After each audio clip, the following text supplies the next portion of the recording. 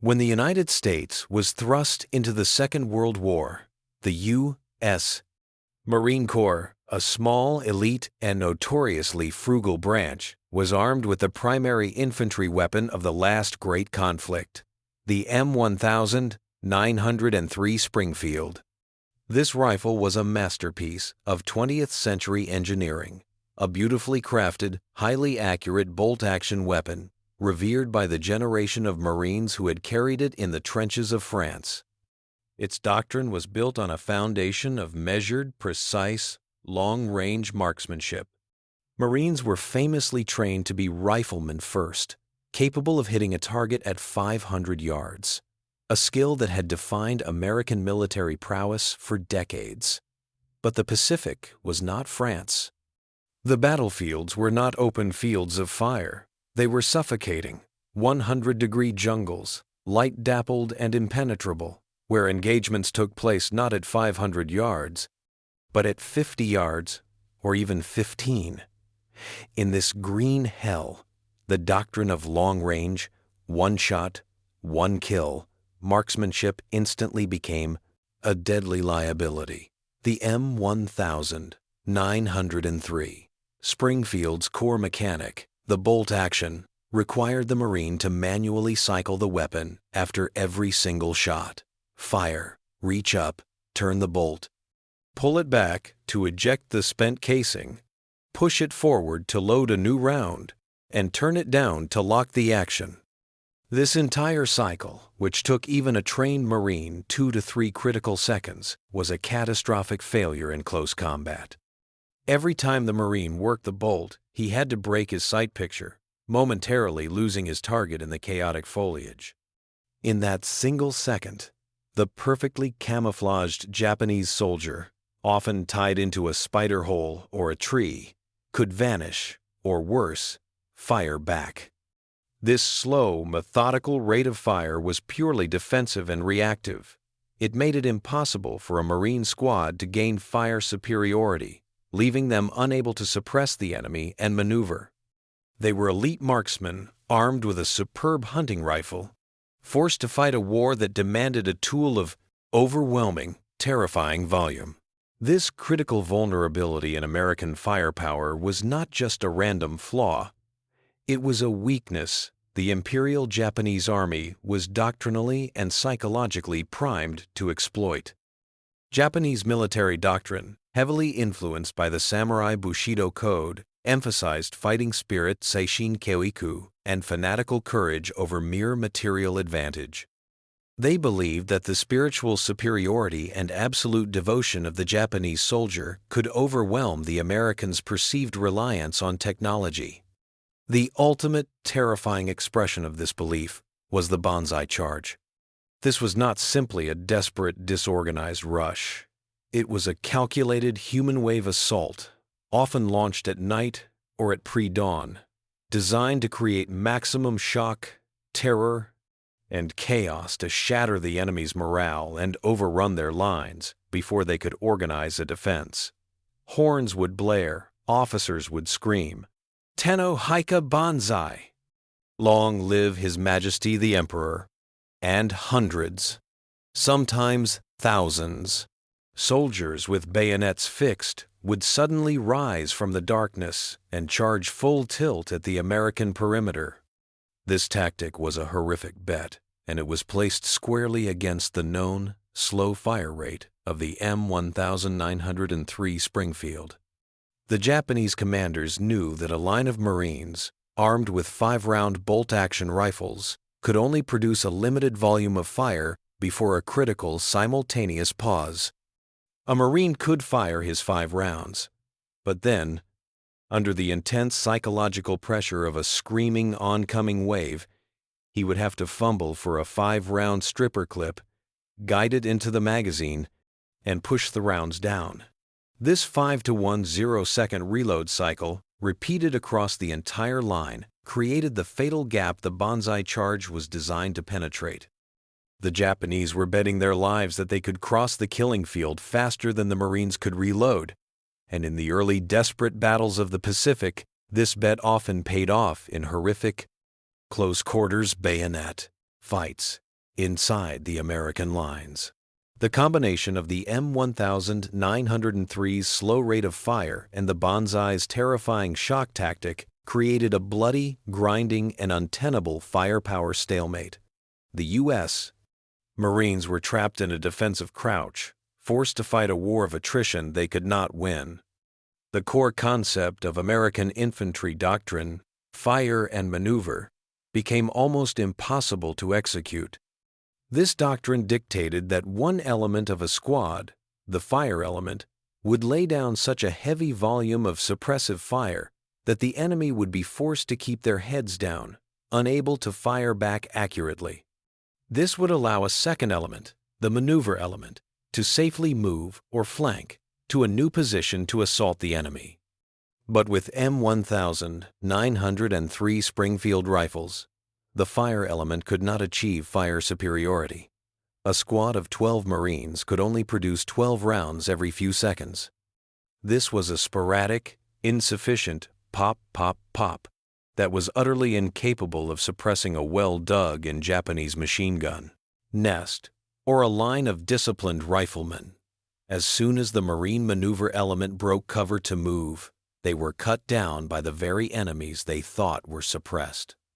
This failure meant that the only way to advance was through brutal, high-casualty frontal assaults, relying on grenades, flamethrowers, and satchel charges to clear bunkers one by one. The Marines were trading lives for yards of jungle, and the casualty rates were staggering. They were losing the infantry fight not because of a lack of courage, but because of a fundamental mismatch in technology and doctrine. The bolt-action rifle had created a tactical deadlock, and breaking it would require nothing less than a revolution in the hands of every single Marine. Into this desperate tactical stalemate, the simple weapon arrived. This was the M1 Garand, a rifle that had been officially adopted by the U.S. Army in 1936, but had been slow to reach the frontline Marine units in the Pacific, who were often last in line for new equipment. When it finally began appearing in significant numbers, it was unlike anything the Japanese, or indeed many Marines, had ever seen in a standard-issue infantry weapon, designed by John C. Garand. It was not a refinement of old technology. It was a complete departure. It was a heavy, rugged, gas-operated, semi-automatic rifle. This one distinction, semi-automatic, was the entire revolution. Unlike the M1903 Springfield, where a Marine's own muscle had to manually cycle the bolt for every single shot, the M1 Garand used the expanding gases from the fired cartridge to automatically eject the spent casing, chamber a new round, and cock the hammer, all in a fraction of a second. The Marine's only job was to aim and pull the trigger. This simple, reliable mechanism fundamentally altered the equation of infantry combat. The rifle's heart was its unique feeding system, a preloaded 8-round en-bloc clip. This was a small, rectangular piece of steel that held 8 rounds of powerful 30-06 ammunition. The Marine would pull the operating rod back, push the entire clip down into the internal magazine with his thumb, an action that produced the infamous Garand thumb, injury if not done correctly, and release the bolt, which slammed forward, chambering the first round. The weapon was now ready to deliver 8 rounds of high-velocity fire just as fast as the Marine could pull the trigger. This was no longer a tool for methodical, long-range duels. This was a weapon of overwhelming, close-quarters violence, perfectly suited for the sudden, brutal ambushes of the jungle.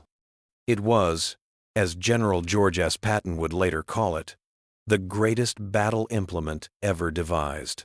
The 12x firepower advantage was not a marketing slogan. It was a brutal mathematical reality that shattered Japanese tactical doctrine. This secret lay in the practical, sustained rate of fire. A trained Japanese soldier, armed with his standard-issue Type 99 Arisaka bolt-action rifle, could fire approximately 10 to 15 rounds per minute under optimal conditions. This was a hard limit imposed by the physical act of manually operating the bolt. In contrast, a U.S. Marine with an M1 Garand could easily fire 40 to 50 aimed rounds per minute, and even more in a desperate, close-quarters firefight. This meant that, on an individual level, a single Marine now had a 3 to 4 times firepower advantage over his opponent. However, the 12x figure comes from the squad level, where the true advantage was realized. When a 12-man Marine squad, all armed with M1s, opened fire, they could produce a sustained volume of lead that was exponentially greater than a 12-man Japanese squad. But the most critical factor was firepower density in the first decisive minute of an engagement. A Japanese squad could fire 120 rounds in that minute. A Marine squad could fire over 480 rounds in that same minute. This 4-to-1 ratio was just the beginning. The real advantage was suppressive fire capability. The M1 Garand semi-automatic action allowed Marines to adopt marching fire, the ability to walk forward while firing aimed shots, keeping the enemy's heads down. The Japanese bolt action simply could not do this. This disparity completely broke the Japanese tactical model. Their entire infantry doctrine was based on enduring a limited volley, then charging the enemy during the reload pause. The M1 Garand erased that pause. There was no gap, no lull in the fire, just a continuous, deafening, and terrifying wall of lead that made any counterattack or Banzai charge a suicidal act of mass annihilation. The mechanical heart of the M1 Garand's revolutionary firepower was its 8-round en-bloc clip, and it came with one of the most iconic and tactically significant sounds of the Second World War. The unmistakable ping. After the 8th and final round was fired, the now empty steel clip was automatically ejected from the rifle's magazine, flying out with a high-pitched, metallic ping that was clearly audible in any lull in combat. This sound was a brilliant piece of engineering design. It provided immediate tactile feedback to the Marine that his weapon was empty, allowing him to instinctively reach for a new clip and perform a reload that took less than 3 seconds. This rapid reload capability was essential to maintaining the wall of fire that was so devastating to the enemy. However, this unique sound was also the M1 Garand's single, most famous vulnerability. In the close, quiet, and tense engagements of the jungle, that ping was a clear, unambiguous signal to any nearby Japanese soldier that the American Marine was empty and momentarily helpless. Japanese soldiers were quickly trained to listen for the ping and immediately charge the sound, hoping to bayonet the Marine during his brief reload window. But this, too, became a part of the tactical battlefield. U.S. Marines, being inventive, turned this weakness into a deadly trap. A Marine might intentionally fire his last round into the air, creating the ping as bait. When a hidden Japanese soldier heard the sound and charged, he would be met by the waiting M1 Garands of the Marine squad mates. This single, simple sound, the ping, became a complex piece of the psychological war, representing both the M1's incredible efficiency and its one mortal flaw. A deadly cat-and-mouse game played out in the jungles of the Pacific. The true, horrifying impact of the M1 Garand's 12x firepower advantage was most vividly demonstrated in the crucible of breaking the Banzai. The Japanese Banzai charge, once a terrifying and often effective tactic for shattering American lines and morale, was utterly decimated by the overwhelming, sustained volume of fire that a Marine squad, armed with M1s, could unleash. Imagine the scene, the chilling bugle calls, the shouts of "Banzai," and the wave of screaming Japanese soldiers erupting from the jungle's edge, convinced that their fanaticism and numbers would overwhelm the enemy. In the early days, against bolt-action rifles, These charges often broke through during the inevitable reload pauses, but with the M1 Garand, that pause simply vanished. As the Japanese rushed forward, they were met not by sporadic shots, but by a continuous, deafening wall of lead. Each Marine could deliver 8 rapid-aimed shots, reload in 3 seconds, and immediately resume firing. This meant that the Japanese, who expected to cover ground during a lull, were instead cut down in droves, unable to advance even a few yards before being hit. The sheer psychological effect was devastating. Soldiers who had been trained to fear the bayonet charge now saw their comrades being mowed down by an unseen, relentless torrent of fire. The marching fire doctrine, previously impossible, now allowed Marines to suppress an enemy position and advance simultaneously, forcing the Japanese into a brutal, losing defensive fight. The M1 Garand, more than any other weapon, turned the desperate, terrifying Banzai charge into an act of mass suicide, systematically grinding down the Imperial Japanese Army's most fearsome infantry tactic. The M1 Garand became known amongst U.S. Marines, and crucially amongst their adversaries, as the rifle that terrified Japan. Its impact was not just physical, in the sheer number of casualties it inflicted, but profoundly psychological. Japanese soldiers, trained to exploit every lull in enemy fire, found themselves in a terrifying new reality. They would brace for the limited volley of an American squad, perhaps count 5 shots, and prepare to advance or counterattack during the reload. But with the M1, the 5 shots would turn into 8, then another 8, then another. The continuous, semi-automatic fire was a relentless, psychological assault. It shattered their morale and broke their tactical assumptions. From the Japanese perspective, the Marines never seemed to run out of ammunition, or if they did, the reload was impossibly fast, and the firing never truly ceased. This demoralizing reality was reflected in countless captured Japanese diaries and intelligence reports. They described the American continuous fire as overwhelming, impossible to suppress, and deeply demoralizing. The iconic ping of the ejecting clip, while a tactical vulnerability, if exploited, more often became a symbol of the M1's devastating efficiency, signaling not a respite, but merely a brief moment before more accurate, continuous fire resumed. The M1 Garand fostered a sense of invincibility in the Marines and instilled a deep-seated fear in the Japanese infantry, turning the tide in countless jungle firefights and granting the Americans a decisive, psychological edge that contributed significantly to their ultimate victory in the brutal ground campaigns of the Pacific. The M1 Garand was more than just a rifle. It was the weapon that won the infantry war in the Pacific and profoundly influenced subsequent infantry doctrine worldwide. Its arrival, bringing 12x the sustained firepower of its bolt-action predecessors, fundamentally shifted the balance of power in jungle combat. It empowered individual Marines, transforming them from marksmen limited by a slow-firing rifle into highly mobile, devastating engines of suppressive fire.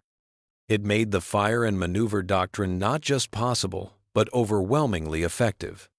The ability of a Marine squad to lay down such a continuous volume of accurate fire meant that Japanese positions, once impervious to frontal assaults, could now be overwhelmed and flanked. The M1 Garand's legacy stretches far beyond the Pacific Islands. Its success paved the way for all future military rifles to be semi-automatic or fully automatic, forever ending the era of the bolt-action rifle as the primary infantry weapon. It demonstrated that a high rate of accurate, sustained fire was paramount for infantry dominance. From the beaches of Guadalcanal to the caves of Okinawa, the M1 Garand, the simple weapon, was the silent, relentless force that enabled the U.S. Marines to defeat a fanatical, entrenched enemy, proving that sometimes the simplest technological leap can have the most profound and lasting impact on the course of global conflict. Its iconic profile and the unforgettable ping stand as a testament to the ingenuity that defined victory in World War II.